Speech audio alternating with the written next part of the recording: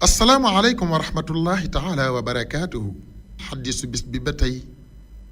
dafay méngoog aaya bi ci turu Muhammad bi nga xam ne wax naa la yàlla ñeenti yoon la ko cité ci alquran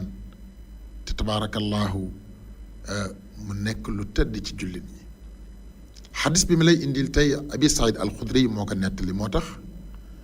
an abi saïd alxudri radiyallahu anhuma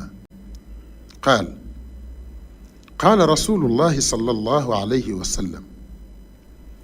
man kaana fi baytihi salaasata asmaa ahmad wa muhammad wa abdallah lam yusib zaalika albayti faqrun sadaqa rasulullah. ma tegal la ci beneen xadis boo xam ne an lubaabata ibnu abbas radiyallahu anhuma qaal qaala rasulullahi sallallahu alayhi wa sallam iza kaana yawma alqiyaamati yunaadi munaadi man kaana ismuhu ahmad falyudxil jannata bila xisaabin li karaamati usammihi sadaqa rasulullah. xadis bu njëkk bi abi saïd alxudri yi dafa wax ne yonent bi sallallahu alayhi wa sallam nee na képp koo xam ne ñetti tur yi ñi ngi daagu ci sa biir kër waaw muy ahmad ak muhammad ak abdallah yonent bi saa sallam ne ñetti tur yii bu ñuy daagu sa biir kër ahmad muhammad ak abdallah nee na lam yusib zalika al bayt faqrun nee na kër googu ñàkk du fa dugg. allahu akbar.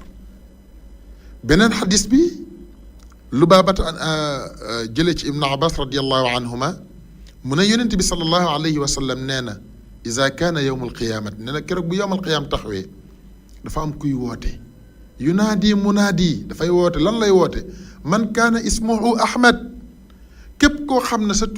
tur ahmad la fal yadxulil jannata demal nga duggi aljanna bilaa xisaabin yow bokkoo ci ñi ñu war a régler lu tax li karaamati usammihi ngir teraangay ki nga xam ne moom lañ leen tuddee muy sayiduna muhammad sallallahu alayhi wa sallam moom la waykat ba di way ne walaa yuxaasabu jalilu samadu man ismuhu muhammadun aw ahmadu. wassalaamu aleykum wa rahmatullah.